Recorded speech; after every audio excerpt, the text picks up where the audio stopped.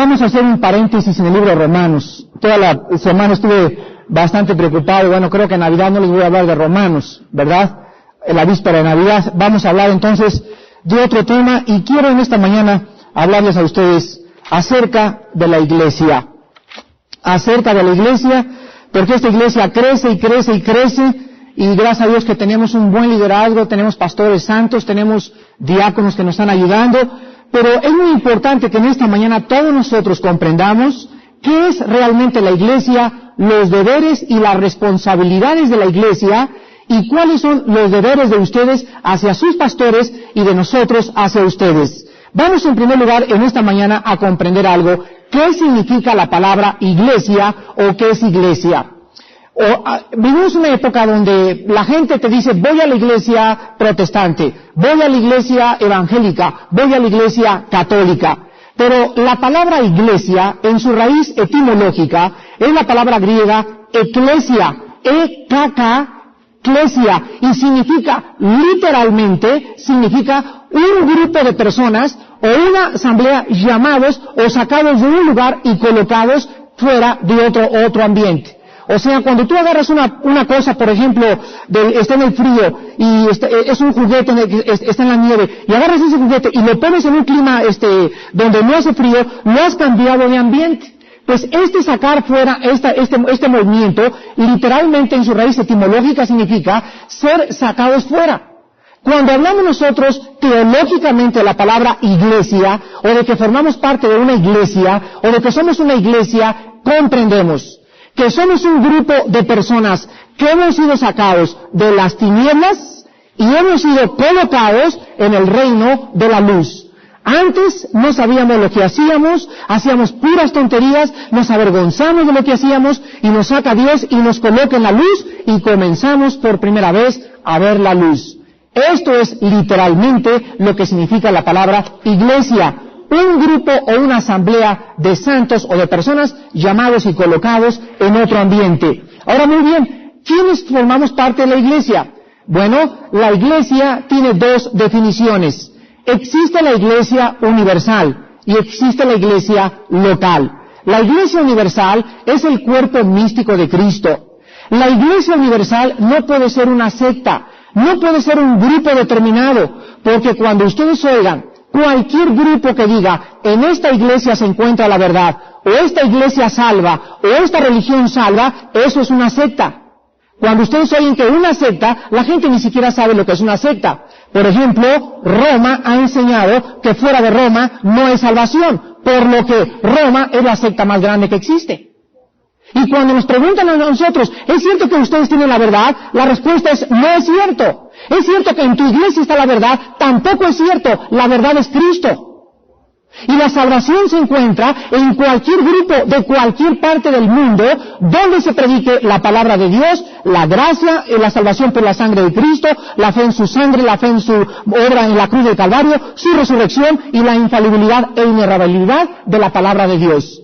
Entonces, cuando oigan que una iglesia dice, pues solamente los testigos de Jehová salvan, o solamente los mormones salvan, por eso se llaman sectas, porque se atribuyen a su grupo o a organización la salvación. Entonces la salvación no se encuentra en ninguna iglesia, no se encuentra en ningún grupo, no se encuentra en ninguna organización, se encuentra en la persona del Hijo de Dios. El que tiene al Hijo, tiene la vida. El que no tiene al Hijo de Dios, no tiene la vida. Ahora muy bien, la iglesia que nosotros vemos, la visible, donde hay bautistas, presbiterianos, metodistas, algunos católicos, no dudo que tengan una experiencia real de salvación, se le llama la iglesia local. La iglesia local, pero la iglesia local es una mezcla de cizaña con trigo. Vuelvo a repetir, si Cristo llegara ahorita, encontraría una mesa llena de botellas. Y estas botellas, una diría católicos, un título, otra diría Bacardí, otra diría metodistas, otra pentecostales, otra carismáticos. Cuando Cristo venga, quiero que lo entiendan muy bien, Cristo no va a venir, vamos a llevarnos la botella que diga católicos, o los que digan evangélicos, o los que digan protestantes.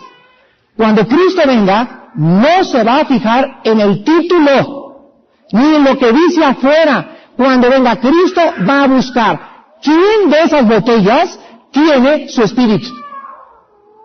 Entonces, cuando Cristo venga, no le importan a él los títulos, le importa la vida de su Hijo dentro de nosotros.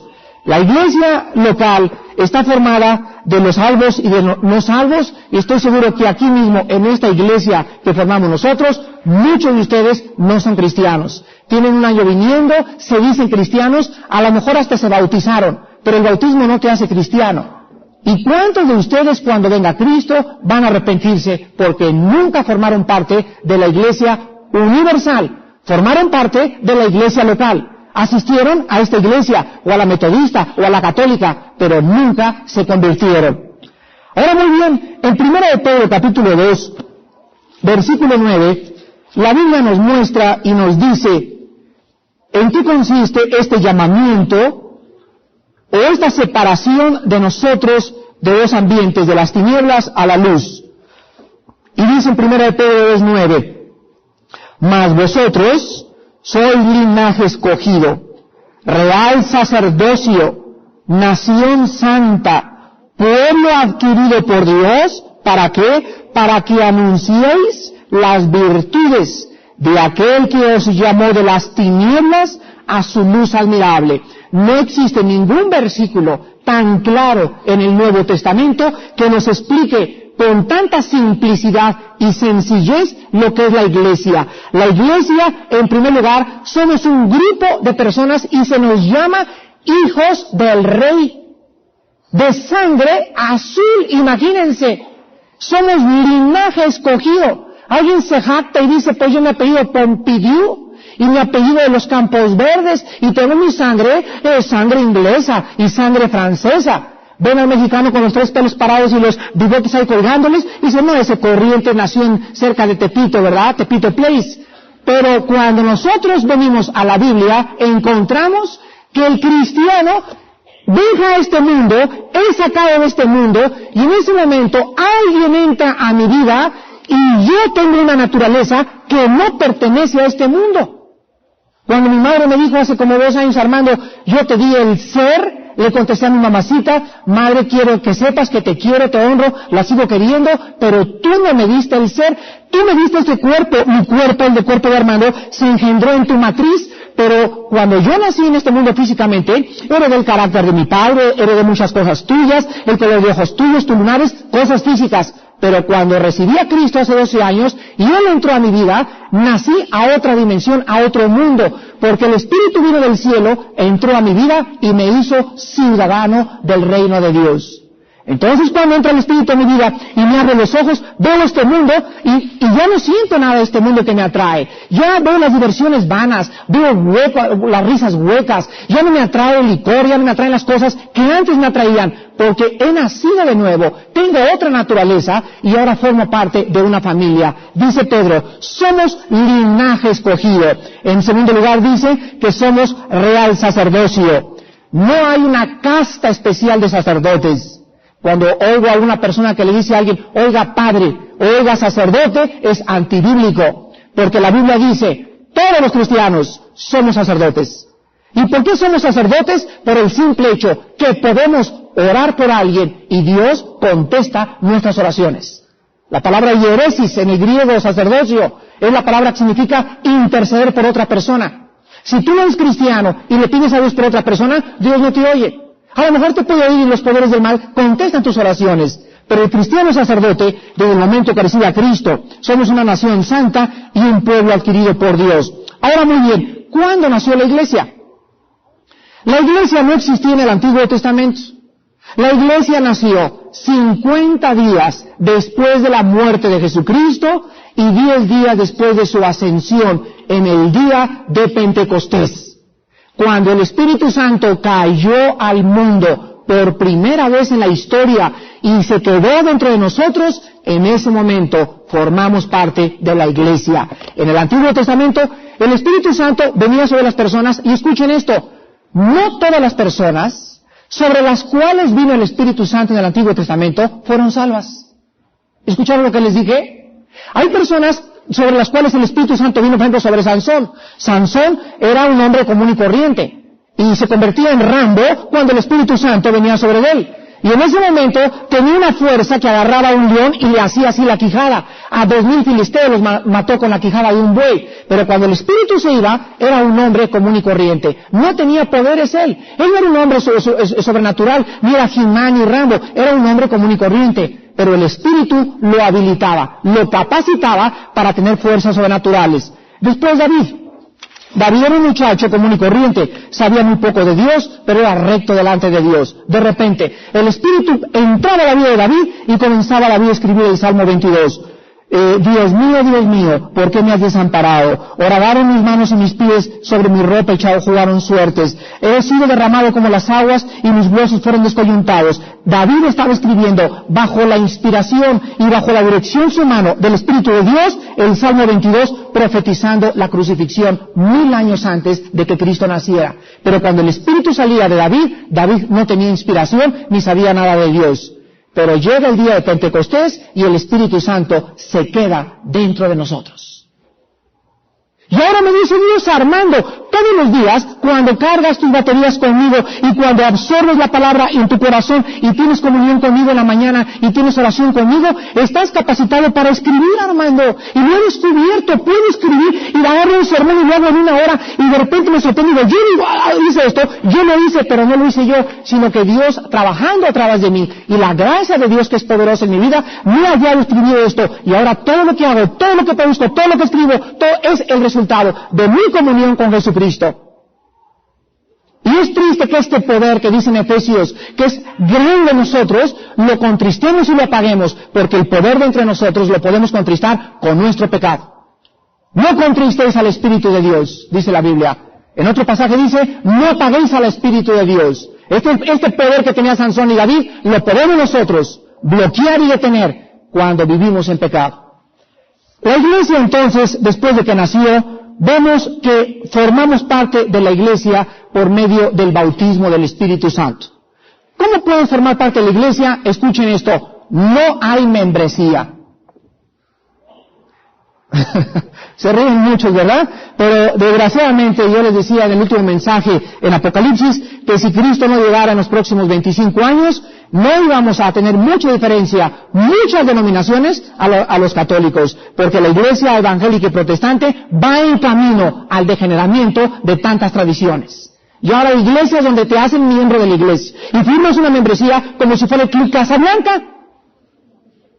Cuando alguien quiere formar parte de nuestra iglesia, bienvenido. ¿Cuáles son los requisitos? No hay ningún requisito en la Biblia.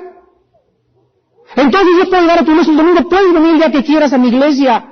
Ahora, ¿quieres continuar con nosotros? Solamente acuérdate que vamos a estar detrás de ti y vamos a asegurarnos de que inscribas a algún discipulado. Te vamos a exhortar y vamos a tratar de que tu vida no sea una vida de pecado constante. Porque si sabemos que hay algún miembro que vive en pecado constante, a ese miembro le vamos a dar sus buenos cuerazos de vez en cuando. Pero no hay tal cosa de que, fírmame aquí, o certificado de bautismo, por ejemplo. A ver si bautizaron le vamos a dar certificado de bautismo. Pues, ¿qué es eso, no? Esas son tradiciones hechas por los hombres. Entonces no hay tal cosa como membresía. Tú formas parte del cuerpo de Cristo en el momento que recibes a Cristo. En ese momento el Espíritu te coloca en el cuerpo, y el cuerpo es la iglesia. Ahora vemos nosotros también, en 1 Corintios, capítulo 12, que una vez que nosotros hemos nacido de nuevo, colocados en el cuerpo de Cristo y hechos miembros los unos de los otros, Dios a partir de ese momento nos da dones espirituales. Y quiero que escriban estos 3 principios, sobre todo todos los que veo que cada domingo traen su hoja de apuntes y escriben pensamientos o cosas que les puedan interesar. Quiero que escriban 3 principios muy importantes en la iglesia. Número 1. Dios es soberano en nuestro ministerio. Número 1. Número 2. En nuestros dones. Y número 3. En nuestro lugar de servicio. Repito, Dios es soberano en nuestro ministerio, en nuestros dones y en nuestro lugar de servicio. ¿Qué quiero decir? Quiero decir lo siguiente, que nadie escoge lo que va a hacer en la vida cristiana. En primer lugar, Dios es soberano en nuestro ministerio. Dice en Efesios capítulo 4, versículos del 11 al 12, ¿qué es Dios el que determina si tú vas a ser pastor o predicador o misionero o a lo mejor no vas a ser un obrero de tiempo completo? A lo mejor simplemente quiere que seas piloto de avión de pruebas, o a lo mejor quiere que seas astronauta, o a lo mejor quiere que seas carpintero, o a lo mejor quiere que seas doctor. Pero nadie escoge en la forma de servir a Dios. Escúchenlo bien, pertenece a la soberanía de Dios. Entonces, no todos los cristianos son llamados a ser predicadores, ni todos son llamados a ser misioneros, pero todos somos llamados a servir a Dios en el área en el que Él nos ha llamado. Si tú eres llamado a ser doctor, y eres cristiano, y en ese momento no entiendes que en tu consultorio, en tu hospital y en tu vida de doctor, es Cristo el número uno, nunca tendrás éxito en tu vida como doctor. Si tú eres arquitecto y no has entendido que en tu profesión Dios te quiere usar y tú no tienes a Cristo primero en tu carrera de arquitectura, Dios no te puede usar y tú contristas al Espíritu Santo y arruinas el llamamiento de Dios. Dice en Efesios 4, del 11 al 12, y Él mismo, vean ustedes, Él, Dios, Él constituyó a unos apóstoles, a otros profetas, a otros evangelistas, a otros pastores y maestros. ¿Quiénes hizo maestros? Yo fui al seminario y me prepararon a mí el seminario para ser predicador y maestro. Esto no es bíblico.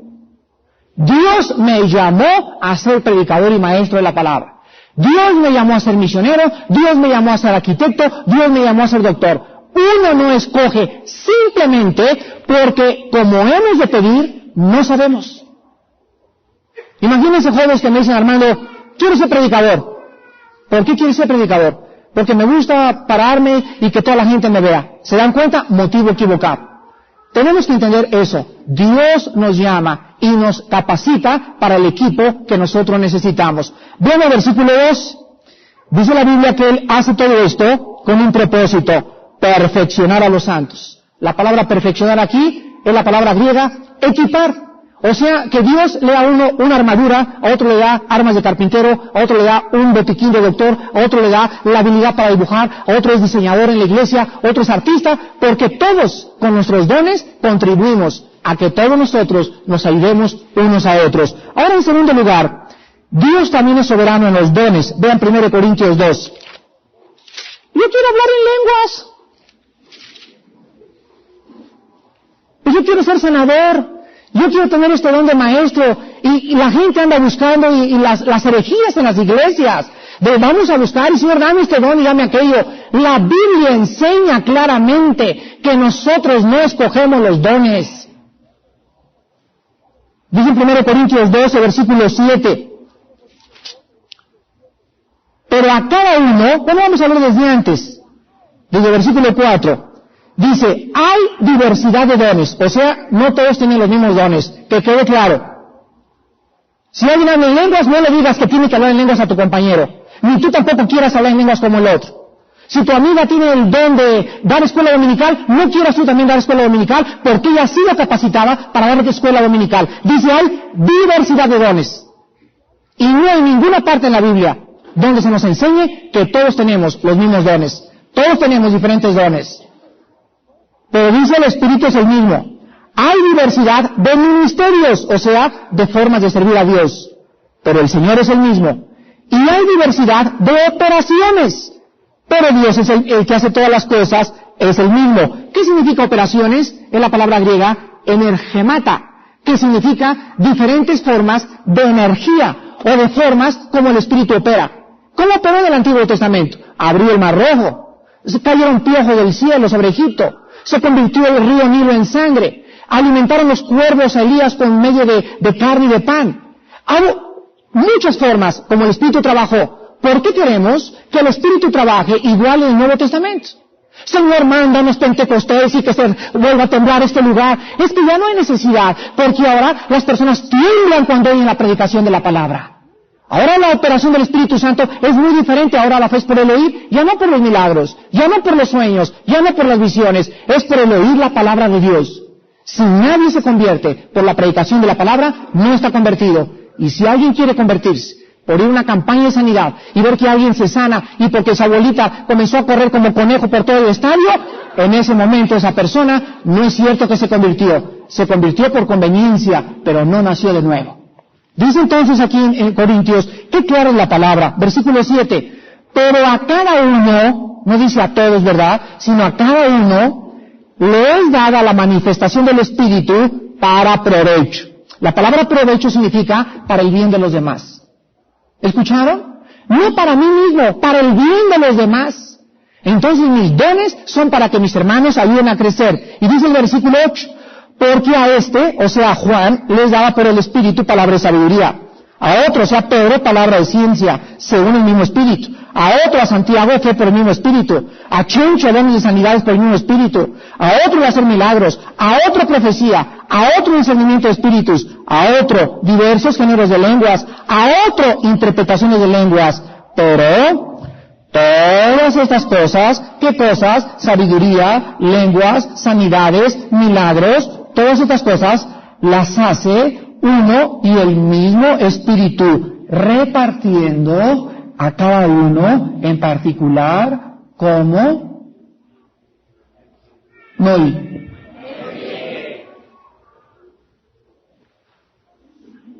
Bueno, ahora el versículo 28 del mismo capítulo. Y aún nos puso Dios, no escogí yo, esos niños a ver si los pueden controlar allá atrás, porque hay un lugar especial para los niños. Diáconos, ayúdenos, sí, por favor. Aún nos puso Dios en la iglesia primeramente apóstoles, luego profetas, luego tercero maestros, luego los que hacen milagros, después los que sanan, los que ayudan, los que administran, los que tienen don de lenguas. Pregunta, ¿son todos apóstoles? ¿Sí? Pregunta, ¿son todos profetas? ¿Son todos maestros? ¿Hacen todos milagros? ¿Tienen todos dones de sanidad? ¿Hablan todos lenguas? Dicen los hermanos carismáticos. Y en último lugar, en Hechos capítulo 13, nosotros encontramos que tampoco el cristiano escoge ni la forma de servir, ni los dones que hemos de tener, sino que tampoco escogemos en qué ciudad vamos a servir a Dios, el lugar de servicio. No nos es concedido escoger, pues yo voy a ser predicador, me voy a ir a Perú, me voy a ir a Lima, me voy a ir a Veracruz, me voy a ir a Monterrey. Dios es soberano también en dirigirnos a donde nos quiere. Ahora escuchen antes de leer Hechos 13. Si tú estás en un lugar inhóspito y salvaje, pero en el centro de la voluntad de Dios, serás feliz. Y si tú estás en Cancún, con aire acondicionado, y tratando de creer que sirves a Dios, y con coche con aire acondicionado, y con casa con aire acondicionado, pero tú no estás en la voluntad de Dios, eres la persona más miserable del mundo. Entonces, no se trata de descubrir que voy a ser feliz porque voy a estar en Madrid, o en Acapulco, o porque si me voy de misionero al África, porque yo puedo estar en el África rodeado de guacamayas y de cacatúas y de gritos y de cascabeles en la noche, pero si estoy en el centro de la voluntad de Dios, yo tengo el gozo que el Espíritu me da, de que tengo que estar feliz porque Él me quiere ahí. Hay muchos misioneros, y he platicado con muchos hombres cuando he ido a Estados Unidos, y me dicen esposa, mira Armando, vieras qué infeliz somos en Monterrey, es un clima muy extremoso, hace mucho calor y mucho frío, he pensado en los niños, necesitamos cambiarnos acá, necesitamos cambiarnos allá. Pregunta, señora, ¿qué piensa tu esposo? Bueno, es que, señora, si Dios los va a dirigir, lo va a dirigir a través de su esposo, no a través de usted. Porque la voluntad de Dios se la revela a Dios cuando el esposo vive en comunión con Dios. Entonces, si su esposo cree que el llamado es Monterrey, sujétese. Y no ponga llama sujeta.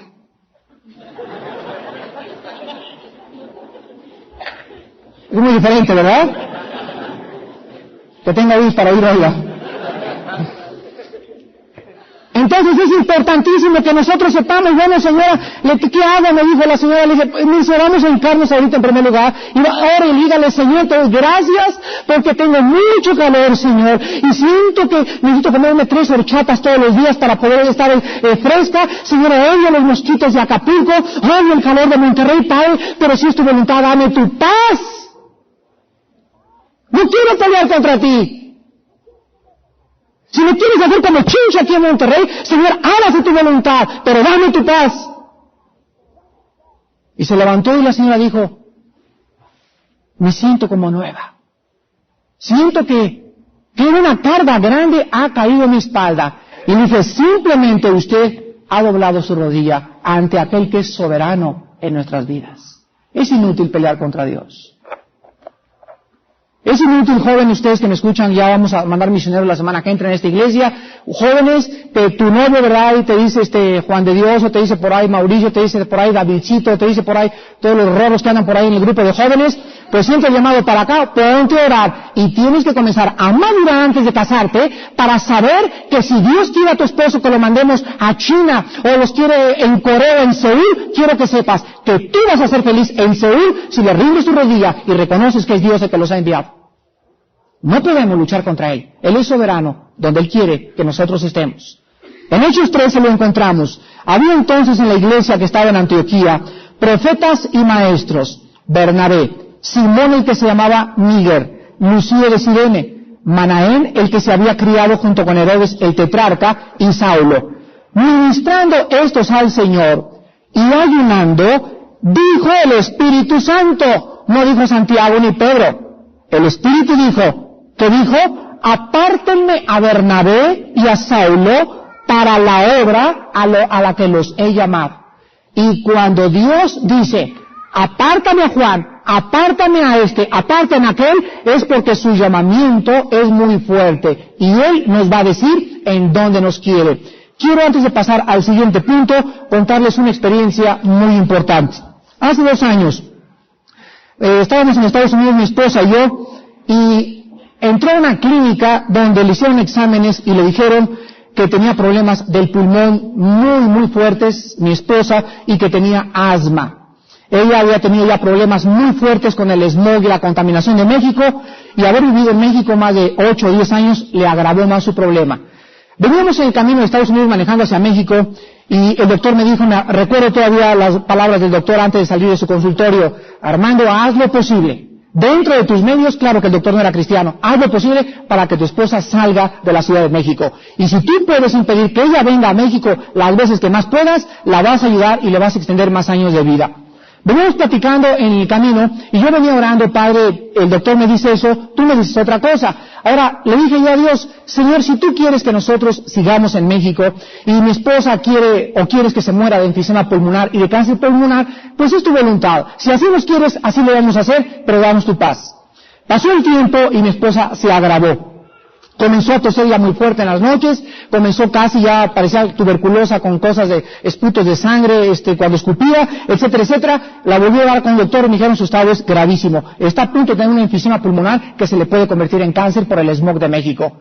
Comenzamos a orar otra vez y me acuerdo que había una hermana aquí en la congregación que nos prestó su casita en Cuernavaca.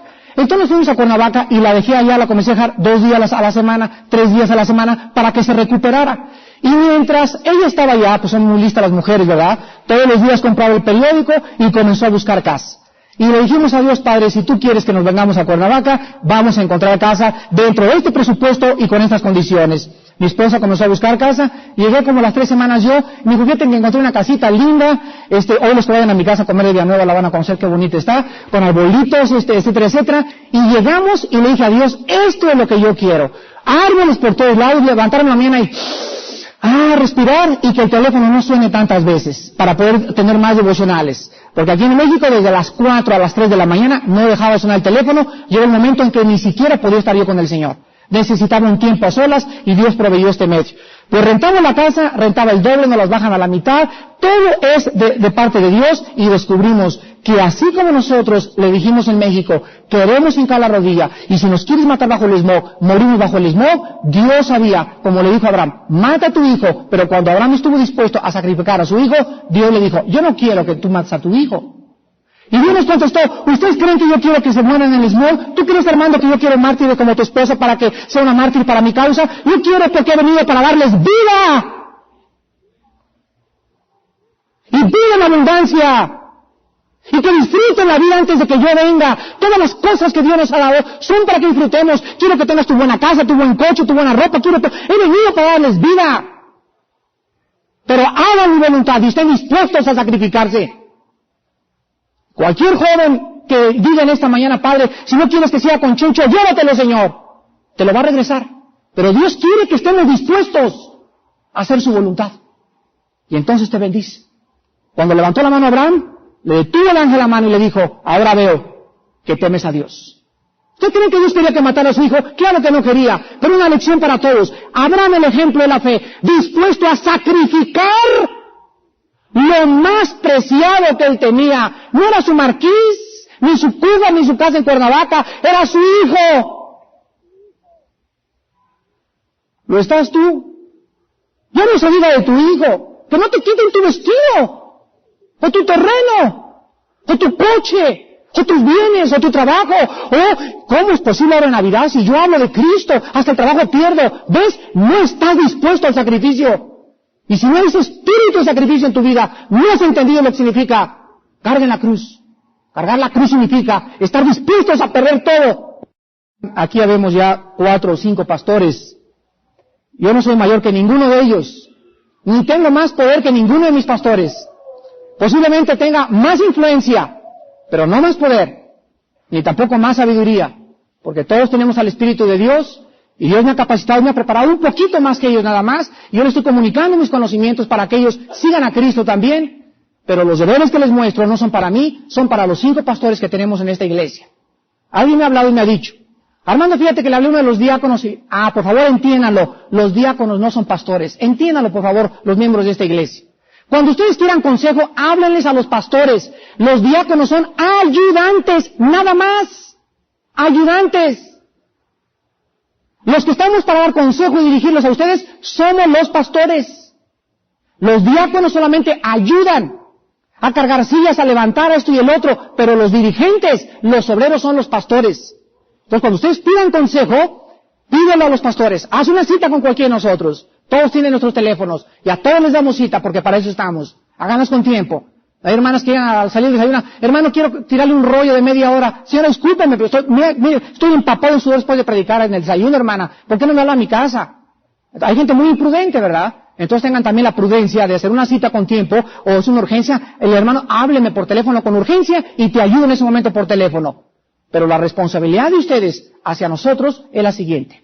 1 Timoteo 5, 17 al 19, en primer lugar.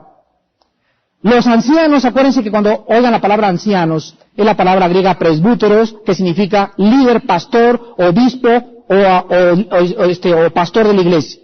Se traduce de 3 maneras. Los ancianos o los líderes, o como le quieran llamar, o pastores que gobiernan bien, sean tenidos por dignos de doble honor. Mayormente los que trabajan en predicar y enseñar. Pues la Escritura dice, no pondrás bozal al buey que trilla, y digno es el obrero de su salario. La primera responsabilidad de ustedes, y el versículo 19. Contra un líder, o contra un pastor, o contra un anciano, no admitas, ¿qué dice? Acusación, sino con 2 o 3 testigos. Cuando alguien venga y te diga, fíjate que Armando lo vimos ahí bien ahogado anoche, ahí en una discoteca, etcétera, etcétera. A ver, ven para acá. ¿Tú lo viste con tus ojos? Sí, yo lo vi con tus ojos. Ven, pues vamos con él. Y lo tomas y vienen conmigo, Armando, y este cuate que anoche te vio ahogado, etcétera, etcétera. Y en ese momento voy a tratar de probarle a esa persona, ¿verdad?, de que no era verdad lo que estaba pasando. Pero si esa persona no viene conmigo, y se lo dice a otra persona, y otra persona, llego el domingo, y todos ustedes me están mirando así con cara de puchi, ¿no? Mira, ¿yo qué les hice? ¿Y cuál fue la obra? Hubo un movimiento satánico y diabólico dentro de la iglesia, donde Satanás regó por todos los corazones, porque una persona comenzó con ese rumor en contra de su líder, y por esa persona, del diablo destruye la obra de Dios. Ustedes tienen que saber que nosotros los pastores somos blancos del diablo. Y si alguien va a calumniar, y si alguien va a chismear, y si alguien va a decir algo, va a ser contra los líderes, porque somos blancos de los poderes del mal. ¿Y por qué contra nosotros? Porque si caemos nosotros, caen muchos de ustedes también. ¿No es verdad? Decía el gran predicador Charles Spurgeon, que en la mañana se levantaba y toda la gente de Londres, había el reloj grandísimo en la Catedral de Londres, veía su reloj a las 12:30 y lo ponían con el reloj de la Catedral de Londres. Si el reloj se adelantaba, todo el mundo se adelantaba. Si el reloj se atrasaba, todos los londinenses se atrasaban. El reloj era el parámetro del tiempo de todos los londinenses. Así somos los hombres de Dios. Si yo me atraso, los atraso a ustedes. Si yo caigo, los arrastro a ustedes. Imagínense lo que yo pienso en mi corazón de ustedes. El día que yo caiga, no me arrastro a mí mismo y Señor, perdóname mis pecados. El día que yo caiga, me van a costar años en que ustedes puedan volver a tener confianza en mí. ¿Creen que no estamos conscientes de eso? Entonces un hombre de Dios es un hombre que tiene que vivir 3 veces más entregado a Dios. Si ustedes están orando 2 horas, yo tengo que orar 4 horas. Si hay hombres aquí que estudian 3 horas la Biblia, yo necesito estudiar 6 horas la Biblia. Nuestra responsabilidad es grande, grande, grande, grande. Por eso no admitan tan fácilmente una acusación contra nosotros. Búsquense testigos, compruébenlo antes de permitir al diablo que nos destruya. Por favor. En segundo lugar, vean Primera de Tesalonicenses, capítulo 5, versículo del 12 al 13. Primera de Tesalonicenses 5, del 12 al 13. Les rogamos, hermanos, que reconozcan a los que trabajan entre ustedes y os presiden en el Señor y os amonestan. ¿Quiénes son? Pues nosotros los líderes. La palabra presidir significa dirigir, trabajar y amonestar. ¿Quién crees que te va a regañar si no soy yo? Hermanos, soporten cuando los regañemos, por favor, se los ruego. Sopórtalos por tu bien, créemelo. Decía mi hija Andrés esta mañana, mi papá me traía y me corregía y se va y descubre, mi papá tenía razón. Entiendan ustedes también que son como nuestros hijos. Que si voy contigo, tu hermano, tu vida está así, asá, y que Dios me dé sabiduría para reprenderte en sabiduría y en prudencia y en humildad, por favor no te enojes contra mí. Es por tu propio bien. Vas a dar gracias después de que las exhortaciones impidieron que tú cayeras profundamente en el pecado. Entonces dice aquí en el Espíritu Santo, versículo 13, ténganlos en mucha estima y amor por causa de su obra, no por causa nuestra, por causa de lo que nosotros estamos haciendo por ustedes. ¿Qué significa tener mucha estima? Que a un pastor, sobre todas las cosas, ámalo con todo tu corazón. Si hay alguien por quien ustedes deben orar, es por Mauricio y por Lucero Legorreta, por José Luis Alcaraz y Natalia, por Gustavo Sámano, por José Martínez y su esposa María de la Luz. Si hay alguien por quien orar, es por Armando Aldúzio y por su esposa. Si hay alguien a quien ustedes deben estimar, es a nosotros. No porque signifiquemos algo, sino por la causa del llamado que Dios nos ha hecho para ustedes. Hermanos, ámenos, necesitamos el amor de ustedes. Su comprensión, su cariño, necesitamos sus oraciones también, para 1987. Y en último lugar, en Hebreos capítulo 13, encontramos que ustedes también deben. Versículo 17, Hebreos 13, 17, dice la Biblia, obedezcan a vuestros pastores y sujétense a ellos. Esto es profundísimo, porque ellos velan por vuestras almas, como quienes han de dar cuenta, para que lo hagan con alegría y no quejándose, porque esto no os es provechoso. Escuchen esto. Me habla una señora, Armando, me pasó esto.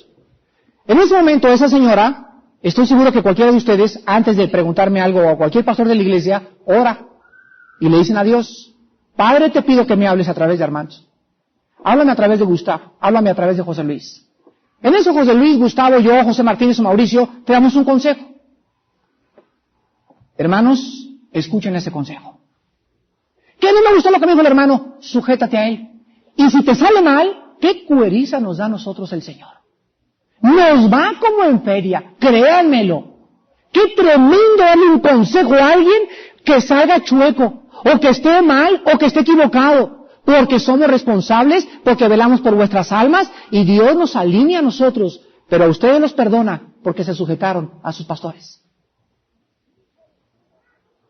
Viene un joven, Armando, fíjate que me quiero casar en diciembre, no siento que te debes de casar en diciembre, va con el otro pastor, oye, no siento que te debes de casar en diciembre, va con Mauricio, no siento tampoco yo. Cuando 3 pastores concuerdan en un consejo, cuídate porque es de Dios. No te cases. Te va a ir como en feria. Hay muchachos, en este último mes se han acercado cerca de 6 muchachos. Armando, fíjate que me gusta a fulana y tal. Sí, y gracias a Dios cuando viene alguien a preguntarnos, porque si alguien sabe, los jóvenes somos nosotros. O por lo menos queremos saber, ¿verdad? Tenemos ahorita muy buena vigilancia. Tenemos hasta cámaras del cine en su casa, filmándolos. No es para tanto, ¿verdad? No se crean jóvenes. Pero llega un joven y me dice, Armando, esta muchacha, si alguien sabe cómo anda esa muchacha, somos los pastores, créanmelo. Si alguna muchacha me dice, Armando, ¿qué te parece ese panquecito para mayo del 87? Si hay alguien que sabe cómo anda ese panquecito, somos nosotros, créanmelo, muchachas. Bienaventurado y dichoso el hombre que busca consejo, porque en la multitud de consejeros se afirma la sabiduría. Busquen la dirección de sus pastores, y Dios va a ayudarles y a ayudarles a planear, a todo lo que vayan a hacer, a las decisiones que van a marcar su vida para siempre, cuando ustedes están buscando la voluntad de Dios. Pero cuando ustedes se casan, ustedes tienen un novio o salen con una muchacha y jamás ninguno de nosotros estamos enterados, ni siquiera con quién andan, ni siquiera que se van a casar. Hay parejas que llegan y me dicen, nos casamos la semana que entra. ¿Y cuánto tiempo tiene en la iglesia? 2 años. Y a mí fue el último que me avisaron. Hay algo mal en esa pareja.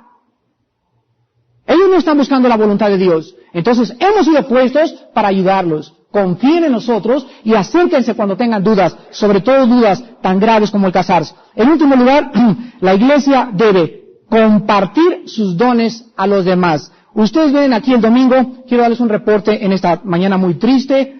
El domingo 14 de diciembre entraron después de las 11:15 243 personas. Hoy, domingo 21 de diciembre, entraron 365 personas después de las 11:20. Todos ustedes creen que esto es una función de cine. Y todos ustedes quieren seguir haciendo lo que les da la gana. Y déjenme decirles algo, o se sujetan o no van a llegar muy lejos con Cristo. No podemos cerrar la puerta, porque nos volveríamos legalistas. Y decirles, a fuerzas entren a las 11. Es la última exhortación de 1986. El servicio comienza a las 11 de la mañana. Y si llegas temprano a ver Cobra y Rambo y el ¿qué nos pasa? Por favor, entra ahí al 10, al cuarto para las 11.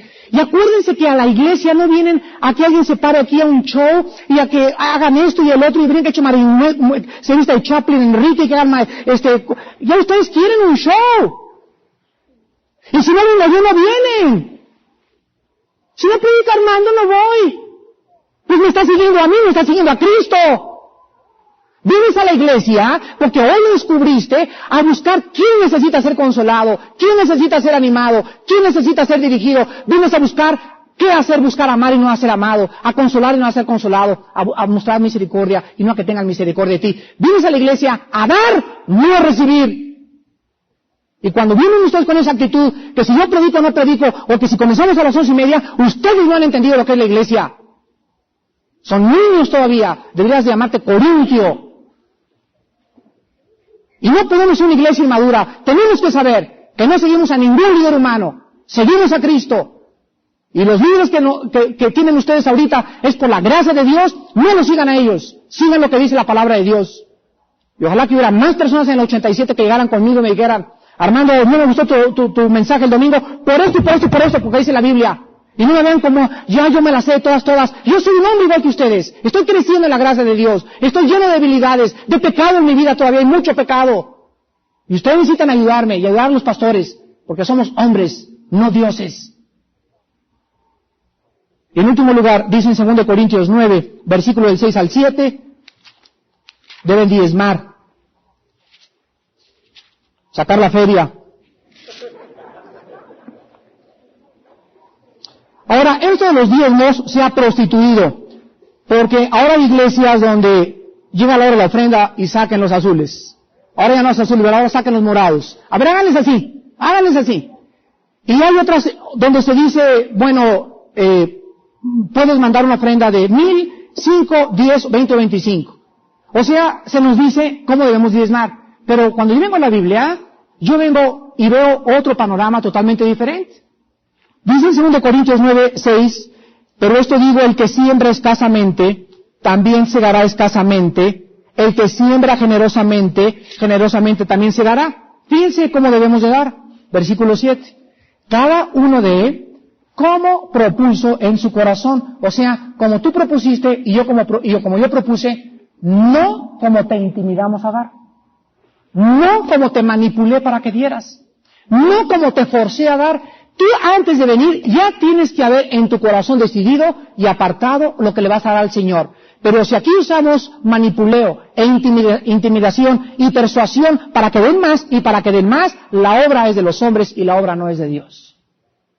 Cada quien dé como propuso en su corazón. No con tristeza, ni por necesidad. Ahí está el de 5 ya. Mejor no des nada. De veras no lo des. No lo des. Ni tampoco por tristeza, porque Dios ama al que da libremente. El que da libremente, el que, Señor, mi diezmo es poco, Padre, el 25, el 30, el 40%, te quiero dar en el 87%. Ahora todos ustedes saben que todos ustedes tienen la obligación de pedirnos cuentas a nosotros lo que se está haciendo con el dinero. Nosotros somos administradores de ustedes. El dinero a nosotros es como un banco. Y ustedes lo depositan en el banco y nosotros tenemos la obligación moral delante de ustedes de decirles, yo gano tanto, Mauricio gana tanto, José Luis gana tanto, tanto tenemos en el banco, tanto para misiones, pero ustedes tienen la obligación de pedirles cuentas a sus líderes. Porque somos administradores, no somos poseedores, ni tampoco queremos comprarnos una casa en Cancún, ni el año que entra irnos y mandarles una postal de Hawái. Queremos usar el dinero para lo que Dios nos ha dicho. Queremos seguir orando para que Dios nos dé un edificio. Vean en dónde estamos. En un cine, ¿qué importa que sea cine lo que sea? Yo no quiero estar acá, y ustedes tampoco, pero aquí Dios nos ha dirigido. Tenemos que tapar todas las corruptoras ahí, los letreros a la entrada del cine antes de entrar a la iglesia.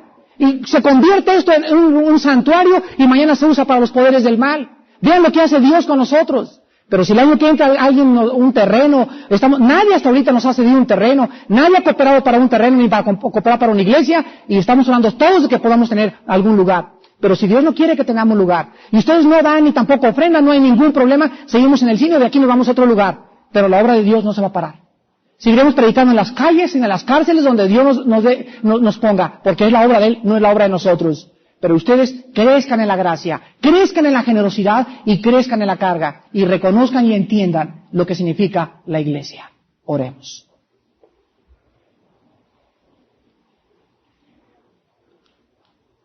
Señor, te damos gracias por esta iglesia que tú ganaste con tu sangre.